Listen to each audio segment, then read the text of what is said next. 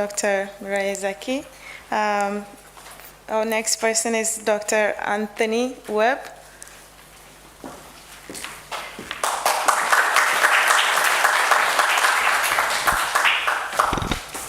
Hello. I have no idea how I'm going to follow that, but I'm going to do my very best. Today is everything. When we look back on today, you probably won't remember the words that we've spoken, but you probably will remember the way that we felt. And all of those feelings will reside as memories when we look back on today, in the future, as the past. Because when today becomes yesterday, tomorrow becomes today. That took me so much to work that out. And I'd like to share a story with you now about one of my yesterdays that was created.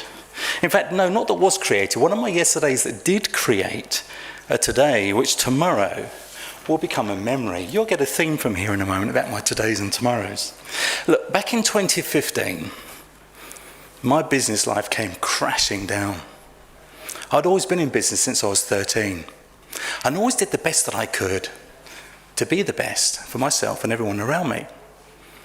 But when things came crashing down, I didn't know what to do. I didn't know how to react. I didn't know how to find a way forwards.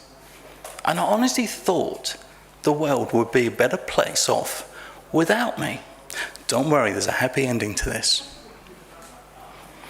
I'd written my goodbye notes, and that was the toughest thing I've ever done in my life. And I was about to exit this world. And this was in April 2015, and it was a nice sunny day. And as I was about to go, I heard a bird tweet. And when I heard that bird tweet, I thought, it's either shouting out for its mate, shouting out for its kids, or defending its territory. And when those three things hit me, in that spirit of the here and now, it was the biggest awakening of my life. I normally swear at this point, but I'm not going today. I'm just going to say, what the hell was I going to do? Do you know, it was such a powerful feeling, it really woke me up. And I decided there and then that I needed to do something about this, and I was going to stop. I wasn't going to follow that route, that exit route.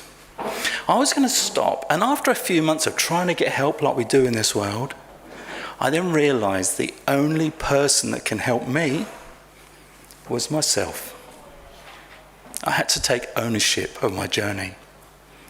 And I went on a learning mission, because I needed to understand the answer to three questions. As human beings, why do we feel that emotional feeling? Why do we feel the way we feel? Why do we do the things we do? And what can we do to be the best version of ourselves that we really want for ourselves, not what for somebody else wants for us? And I studied the great minds. I studied the great minds like Tesla and Einstein, Milton Erickson, Professor Bruce Lipton. I need to understand, what is this thing we call life?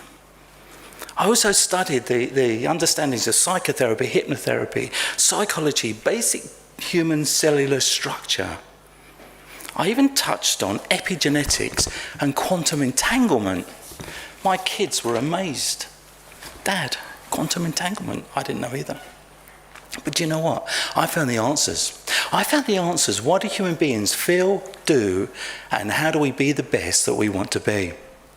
And I learned that most people, most of us in this room, have no idea of what our unconscious mind is thinking or the decisions that it makes 95% of the time. It only has a conscious intervention 5% of that time.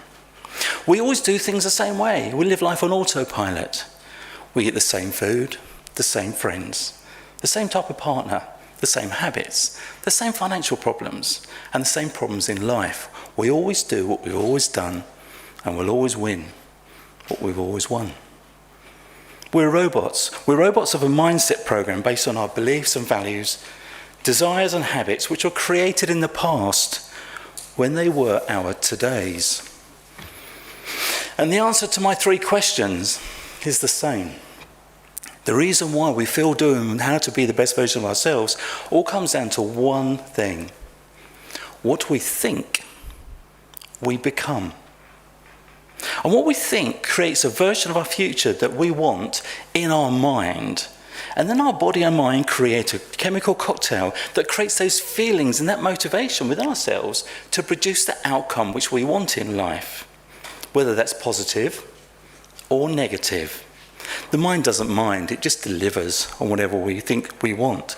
And if we think negatively with fear, we create anxiety, doubt and feelings of hesitation and nervousness. Whereas when we think with positive beliefs, we create enthusiasm, hope, aspiration, and we believe we can. You see, it's all about what we think. What we think, we become mentally and physically.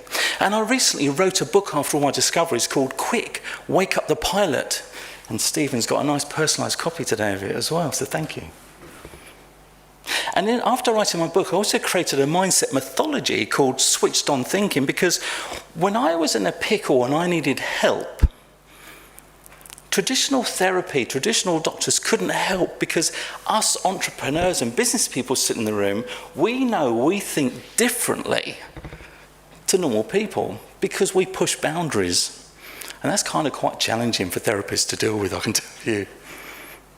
And when I created Switched On Thinking, it's an educational-based awareness process, taking people from where they are now to where they want to be, using the power of thought, because again, what you think, you become. And working alongside this development with the Swiss School of Business Research, with a PhD program, it helped provide the structure and the motivation to keep going. So that's my story.